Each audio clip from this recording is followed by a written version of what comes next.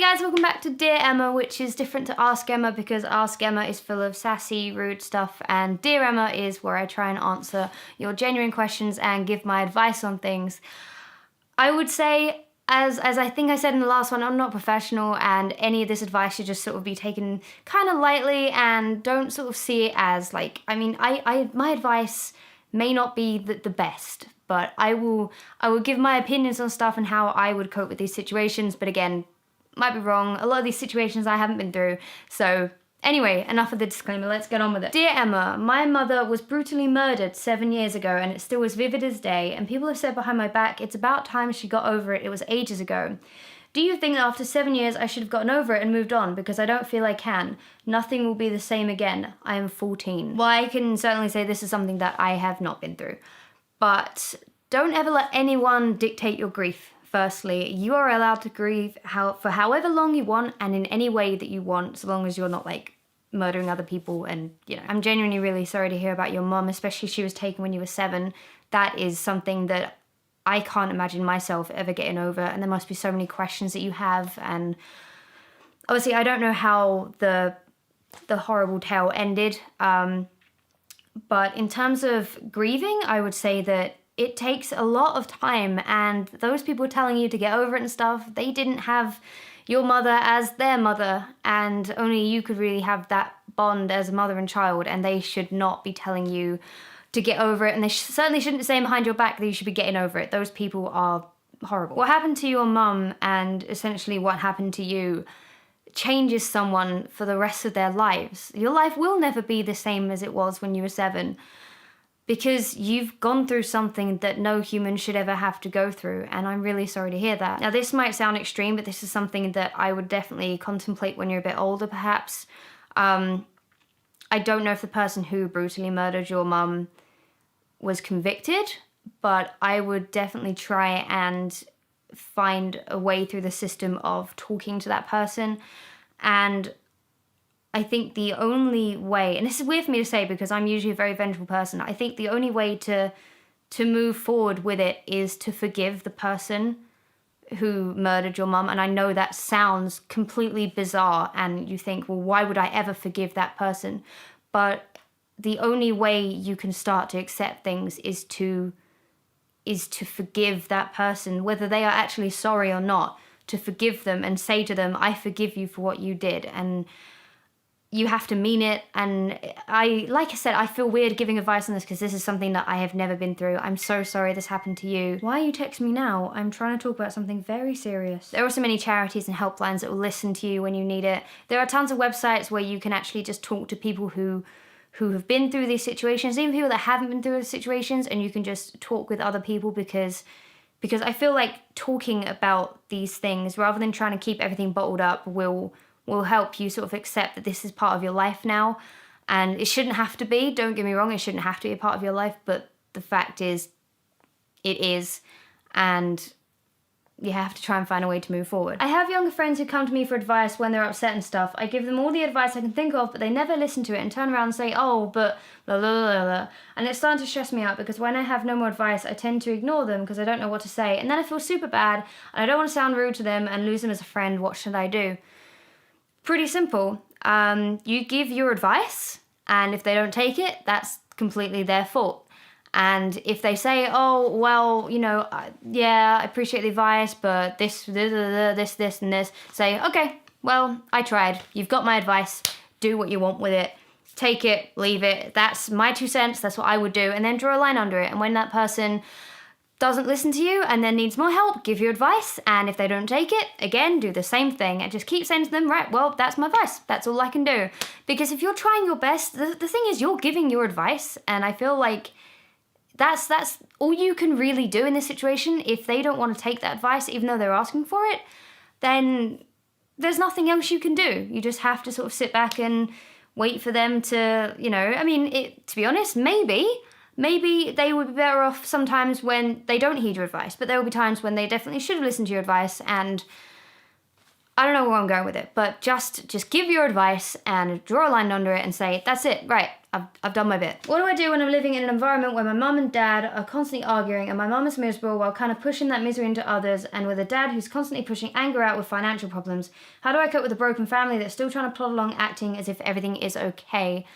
My parents went through a similar thing when I was 12. My mum would spend a lot of money, like almost all of the money that she would earn. My dad would get really, really angry about it, and basically they would argue like every night. And to this day, like they deny that they ever argued, but like I heard them through the floorboards always shouting at each other, and it's a horrible, horrible thing. And it's especially worse when they won't accept that there are problems and they try and act normal. When my parents separated, like they now get on better than like they ever did. But unfortunately, you don't control your parents' marriage. And I would perhaps say, if you have the guts, try and confront both of them at the same time and say, look, I can hear you arguing. It's negatively impacting my life. And whether or not you have disagreements, like, is there a way you guys can talk it out or have therapy or something that doesn't involve my eardrums being burst or something? I mean, the thing is, I think I tried that with my parents once. I told them both to shut up when they were arguing at each other, and they turned to me and went, you shut up, and then that was the end of that. As well as trying to talk to them both together, I would say it's very important to talk to them both separately as well. Find out why your mum is miserable. Talk to your dad about his anger and why he's so frustrated. And just try and see both sides, and sometimes try and act like the middleman without getting too involved, if that makes sense. Because if you start saying, oh, well, mum, dad said this, and dad, mum said this, then they're going to start arguing more, and then you're going to get the blame, and it will have an end. Whether it's good or bad, the arguing will come to an end. But it's a really, really bad situation, and I'm sorry you have to go through that. How do you deal with losing a friend? Oh boy, I've lost a lot of friends through my mistakes and their mistakes, and one of the main causes of losing a friend is stubbornness. Like either you or your friend is too stubborn to apologize and admit they were wrong and just put their cards on the table and sort it all out and stuff. That's the main cause of it, like not the actual thing that happened, but just someone refusing to apologize and admitting they're wrong. But if you can't do that and that friendship is too far gone, it's going to be a grieving process because you're basically mourning something. It's something that you did have and you could rely on, and it's suddenly not there anymore, and it's certainly not easy, especially when things like remind you of them, and it's horrible. But time heals everything. Try and talk to new people. I know it can be very, very daunting. Try not to let any rumors get to you if your ex-friend starts talking about you. But mostly try and just be civil with the person that you've fallen out with. Like, there is absolutely no time on this earth for being angry with people. I've been angry at people for years sometimes, and it's just a complete waste of time and energy. So just try and fix that friendship if you can, but otherwise it's gonna take time and it's gonna hurt, but you will be okay in the end of it. How can I raise my self-esteem? I can't find anything good about myself. I don't think I'm pretty. I'm definitely not thin, but I can't find anything good about myself. Thanks, Emma. Okay, so I spoke about this in a Feel Good 101 quite a while ago about how to feel better about yourself and why looks don't actually matter. But in terms of not finding anything good within yourself, personality-wise or appearance-wise, there's some sort of underlying cause that has made you feel that way, whether it's bullying or parents not telling you you're good enough or anything like that. It's very, very important to find the root cause of these issues rather than just trying to tackle the issues alone, because otherwise they'll always come back to you and you'll always try and change something about yourself. But also, it's a case of growing into yourself and accepting yourself, and that does take a long time. Like up until like a year ago, like I wanted to change my nose and my boobs and my butt and everything. And I hated the fact that I was so opinionated, and I tried being quiet, but I couldn't do it because I'm a loudmouth biatch. But now I've come to accept those things about me. I do have small boobs, and my nose is very just bleh, and my butt is not that great. I've just accepted those things, but there are good things about me, and there are good things about you as well. Make a list of all the things that you don't like about yourself, and then go through each one and find something positive within that. For instance, say you don't have a big butt. Airplane seats are never going to be a problem for you. You don't have big boobs. You're not going to get backache when you're 45. You don't have any friends? You don't have any responsibilities to anyone else. Just, I know it sounds really bizarre, but you have to try and find the positives in the things that you don't like, and then eventually they will turn into things that you do like about yourself, and it will be easier to find positives within everything if you train yourself to look for the good things first. Another thing that I've tried to do over the last year is every time I walk past someone in the street, whether it's London or whether it's local or at events and stuff, I look at someone walking past and I try to find something really nice about them. Whether it's like what they're wearing or their hair or their eyes or their smile, just something positive. And I know that everyone I met at Sitsi last week will tell you that when they came to say hi, I said something nice about them and I genuinely meant it. Like, I have taught myself to see the positive in other people, and now I see the positives within myself as well. I promise you, no one is thinking as harshly of you as you are of yourself. The anxiety that you had is what I have. I get so anxious when my parents go out and they're 10 minutes late home, and I try to ring them but they don't answer. My mom and dad don't know about my panic attacks, and I'm so scared to tell them in case they think I'm being stupid. Please help. I didn't actually tell my dad about my anxiety until like late last year, I think. Firstly, because I thought that he would think I was stupid, and second, because I thought that he would think that it was his fault and he had done something wrong, which is definitely not the case. It is just a case of a chemical imbalance within your brain that is triggering this unnatural reaction to something that is quite ordinary and shouldn't actually cause panic attacks. I don't think I've made an entire video about my anxiety issues, but if I have, do let me know, but I will make one if I haven't. It got to the point where I actually went to go and see a therapist without telling my dad. And I got put on this medication called citalopram, which helps with anxiety, and I told my dad it was because I was feeling depressed. I did not want to admit that it was to do with anxiety, but there was this one time when he didn't pick up the phone, like after ringing him like 10 times, and I just yelled at him. And said, Dad, I really, really freak out when you don't answer the phone. Anything could have happened to you. I get these sweats, I get nervous, and it all just came out, and I got really upset, and then he was just like, oh, okay. And like, he didn't really get it. Like, never ever expect people to understand what anxiety is if they have never had it. It's the most bizarre, horrible thing. But it may be a case of your parents telling you that you're being stupid because they don't understand it. But don't let that stop you going to the doctors and telling them about your separation anxiety and seeing if there's anything that you can do about it. I want to move school because lots of people bully me. There's so much pressure in that school to do well in exams, and I'm just so unhappy there. How can I talk to my parents about it? Okay, I don't know how to break this to you, but there is pressure to do well in exams in every school. Because if you don't do well in exams, they don't get funding, and that school gets shut down, and people lose their jobs. And that is how schools work. The moving school thing though, I would not recommend moving school to get away from bullies unless the bullying is like really physically severe and really, really causing you like emotional torment. Because starting again in a new school is so much harder than it sounds. It sounds like, oh, well, I'll be with new people who don't know me and I get to start afresh. But the thing is, if you move to a new school, everyone else already knows each other, and it will just be a case of you being a stranger to everybody. And a lot of the time people pick on the new people. And I know that sounds really, really sad, but it is the truth. But definitely talk to your parents, like tell them everything that you wrote down in that comment. Tell them you're being bullied. Tell them it's really upsetting you. Tell them about your worries about your exams. But definitely try and get help for the bullying, because ignoring it doesn't actually make it that much better. How do I stop caring about what other people think about me? Get older.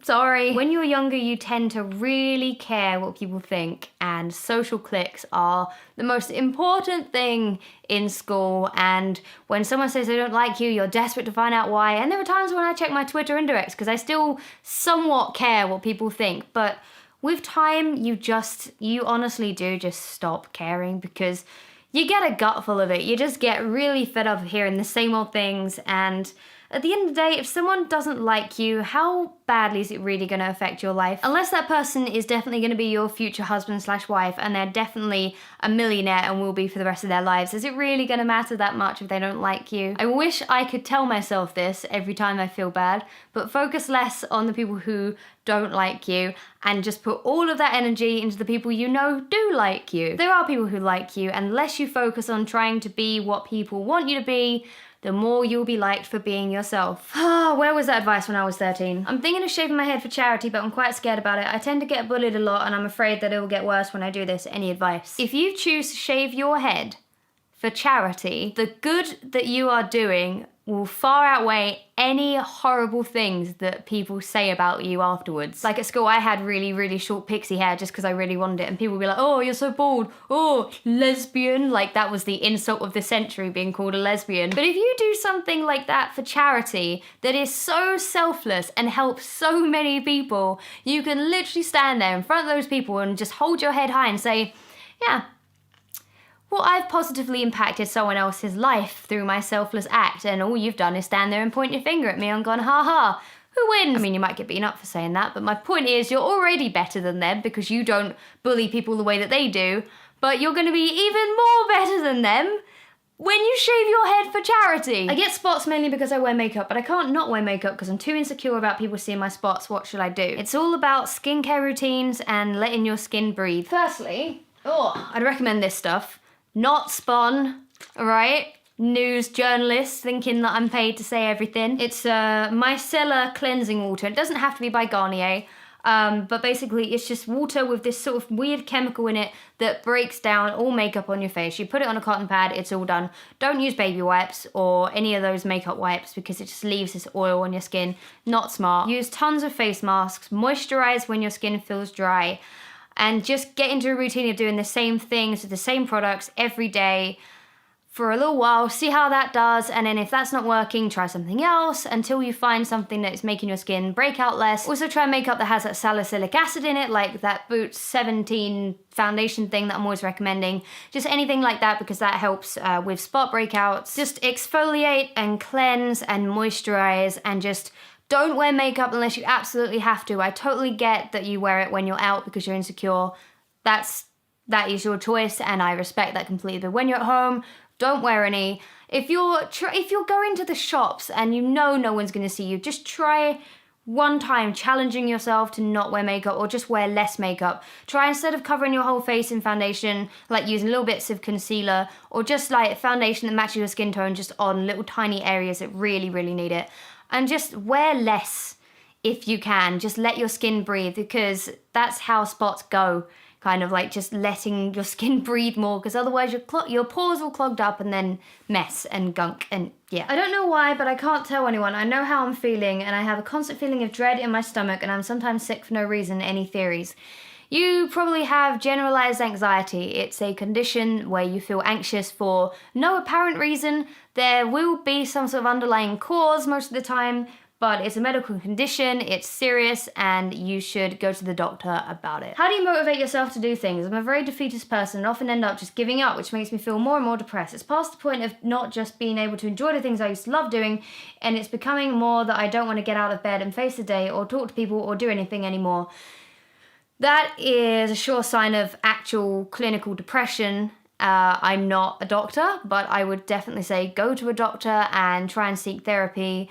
But in terms of being motivated, I would say that not being motivated is a symptom of having depression. Try and conquer the depression and then the motivation should start coming back to you. If not, try techniques after you've sorted out the depression. I'm always so tired and I don't know why. Sometimes I'll get enough sleep and just have a really good sleep, but I'm still always so tired and I don't know why. I'm thinking of getting into a better sleeping routine, but I'm not sure if it will help. Any advice?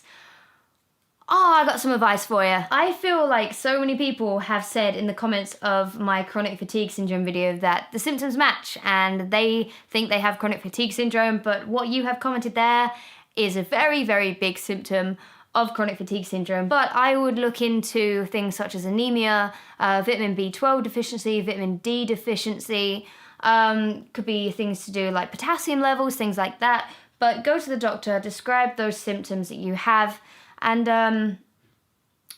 try and get help for it. But if you have these symptoms and you're not even trying a good sleeping routine, you're fighting a losing battle. You absolutely have to have a good sleeping routine if you are gonna stand any chance of not being that fatigued in the morning. I go to bed at 11:30 every night and I wake up at 8:30 every morning. It's just the right amount of sleep for me. I wake up feeling less fatigued. I'm on medication because I went to the doctor, had blood tests, etc., and all that stuff. Just go to the doctor. Go to the doctor. Emma, I also have a very high metabolism and it makes me struggle at school because I have no boobs or a bum and it's lowering my self-esteem. Can you help me? The only thing that matters at school is your education. and not really your self-esteem. I know that self-esteem is very important, and having no self-confidence can feel awful, but don't let your lack of bum affect your grades. I don't know if you mean that you're being teased. I was never teased for like having a flat chest or flat butt, but it did affect me. Like, I wanted a boob job up until like last year, but I've just accepted that the way I am is perfectly fine, and I have someone that likes me the way I am, and you will also find that. But first, you need to start appreciating what you do have as opposed to what you don't have, and feel the way about yourself the way you want someone else to feel about you. I have to pick my options for GCSE soon, and I want to do drama and music, but my parents want me to do something academic because drama should just be a hobby. I'm doing science, but that's not really what I want to do in the future. Drama's the only thing I really enjoy, and if I don't do it, I'll probably end up doing a job that I don't really like, but it earns me lots of money. What should I do? You already know the answer. You already completely know the answer of what to do. I'll tell you one of my biggest regrets. I went to college when I was 16 and I took A-levels, and when I was looking through the prospectus of what courses I could take, I really wanted to take one called music technology, which was to do with like studying production and learning how to record things, and I didn't take it because I thought, well, I'm never going to use it, and I took A-level maths instead. I dropped A-level maths after a year because I got a D. Even though I was good at it at GCSE, I did not care about it at A-level, and I wasted a year where I could have done music tech. And I wish, to this day, I really, really wish I'd taken music tech, because think about what I could do with that now that I am pursuing this music dream that I've had like all my life. You absolutely have to do the things that you want to do. You have to. Because there's no point in getting a degree or a grade in something you don't care about. Because even if you got a job in that field or something you don't care about, you're probably going to get fired because you don't care about it. Or you're going to be very, very unhappy / depressed because you don't care about your job. I thought I was on my period until I didn't bleed for months, then it started again, but normally this time, is that natural? If you're just starting out with your periods, then yes, it's perfectly natural. Like, I think that happened to me. I think I bled once and then I just didn't for a year, and then I did, and then it was all fine. But this question was 7 months ago, so hopefully it's all worked out since then. But yeah, it's natural. When you first have a period, your body does not know what's going on. It is irregular as hell. My boyfriend and I have been dating for 3 months now, and he's wanting to get intimate. I know he would never push me to do something I'm uncomfortable with, but I don't want to disappoint him. How do I know if I'm ready to lose my virginity? Well, it does differ for everybody, and I do not want to say to you, you're ready when this happens, because if that thing happens and you're still not ready, it's going to come back on me and you're going to be like, well, you said I was ready. Only you can know when you're ready. But I have one certain rule that I would tell my younger sister, and if I would tell her, I would tell you. If you can sit down on the edge of the bed with the person you're dating and talk about all methods of contraception, erections, sex toys, lubrication, sexually transmitted diseases, pregnancy, childbirth, child support, all of these adult things, and you can do all of that without giggling, without getting embarrassed, without the other person giggling or getting embarrassed, saying, oh, shut up, no, I don't want to think about it, oh. If both of you can do that, hooray, congratulations, you're both emotionally mature enough to have sex. Also, you have to love and respect each other. But bottom line, you have to be mature enough for it. And when I first did the thing, I was definitely not mature enough. I would never have been able to do that. And I regret how young I was and with the person that it was with.